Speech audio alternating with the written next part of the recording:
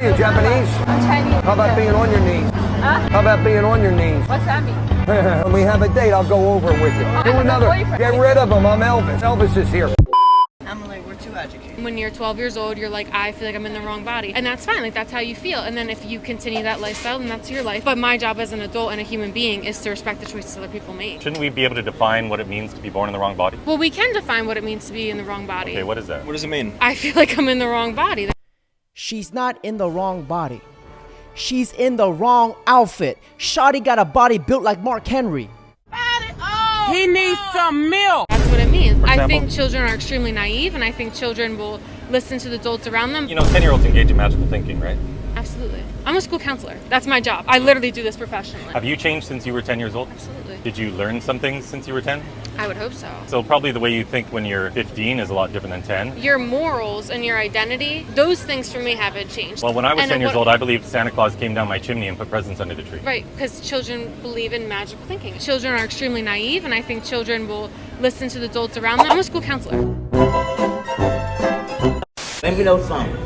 Any nigga that wanna die, that wanna. Bro, you about slippery as hell. My bad, bro. I'm I'm sorry. gonna try to pick that up. right. I'm not gonna get that. Come on, man. Get your little body ass up, son.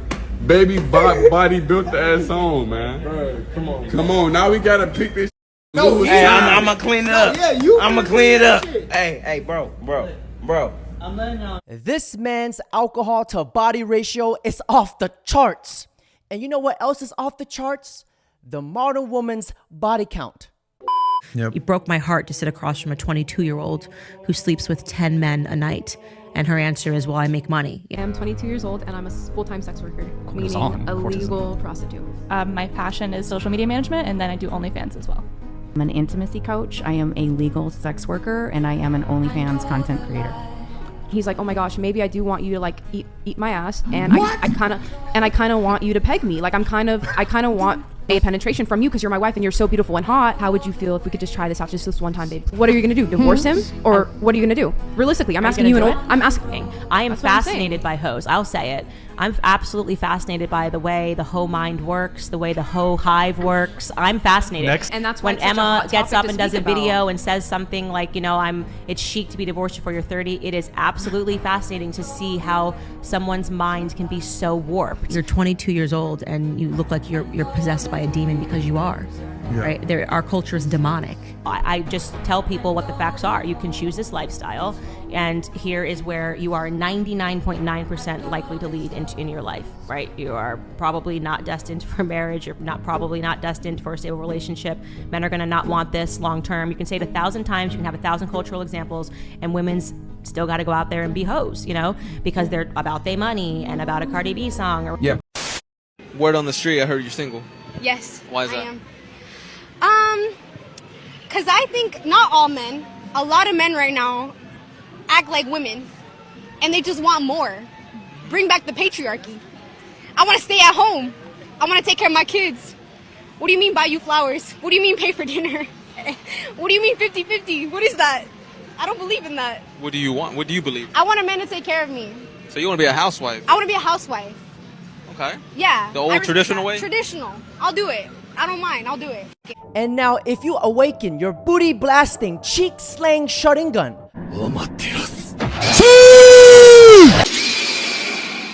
once you fall for that lie, you will lose half or all you have in divorce. Your head will be on a stick and the game is over for you.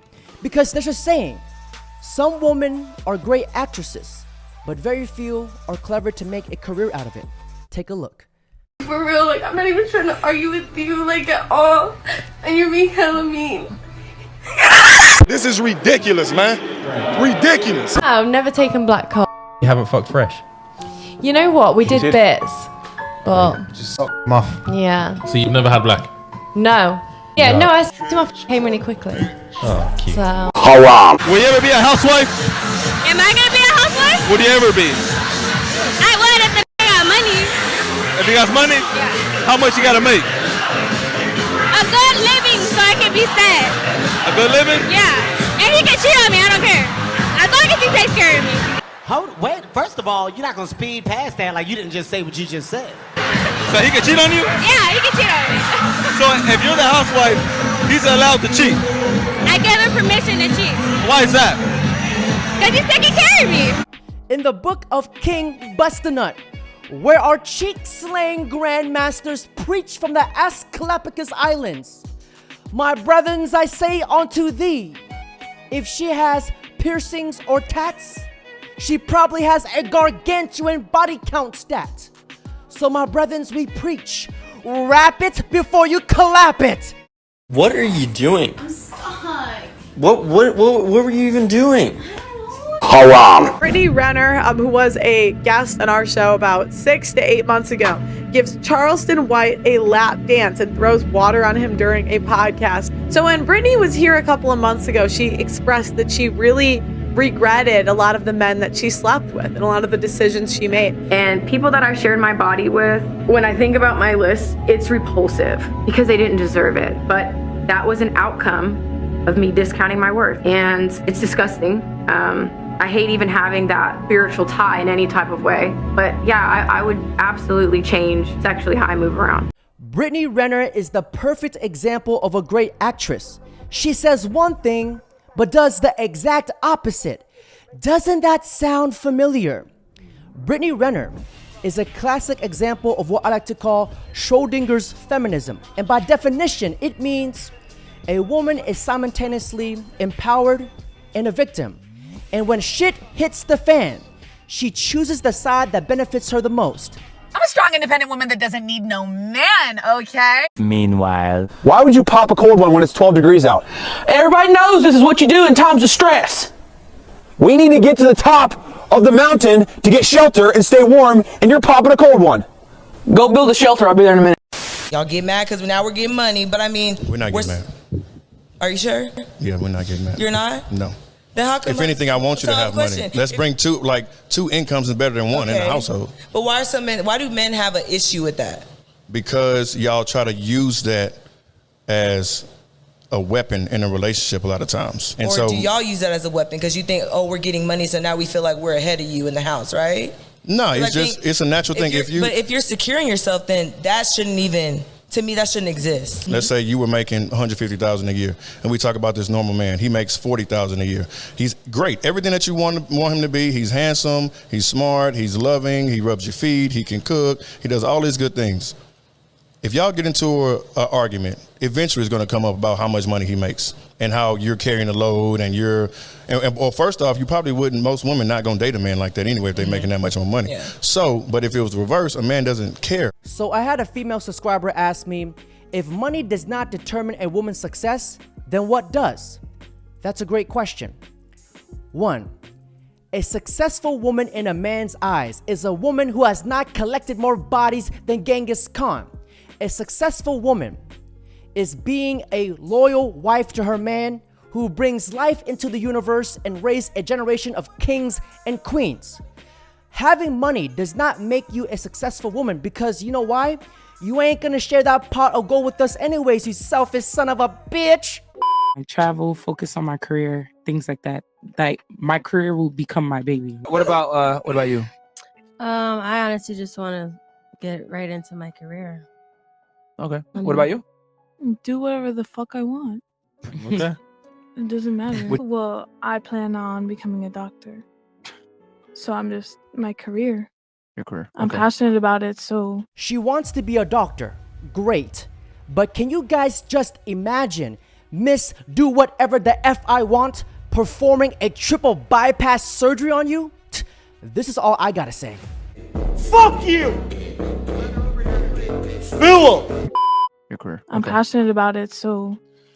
A life without children is vapious, and it's inane, and it's pointless. And you may sit here and think that your career matters, but the truth is that your job will fire you at a whim and don't give a second, don't give a solitary shit. So and when you're 52 and you're past it with no grandchildren in a house by yourself, and all your friends have grandchildren in this beautiful life, and you're sitting there by yourself, you think the fact that you can afford a few extra Gucci bags is going to genuinely make you feel happy?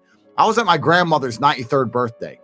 I looked there. My grandmother had 9 children because there was my father and 8 more.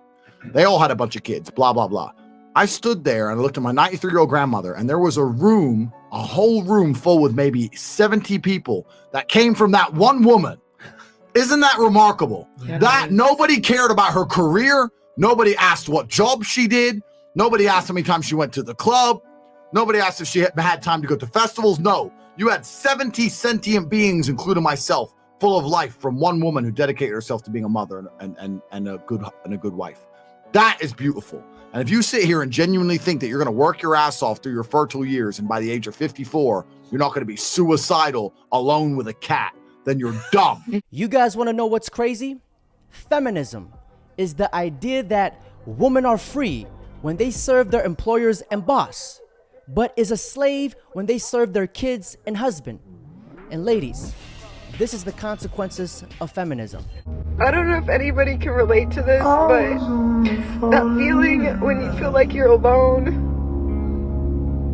and it can't get any lonelier than this, bro.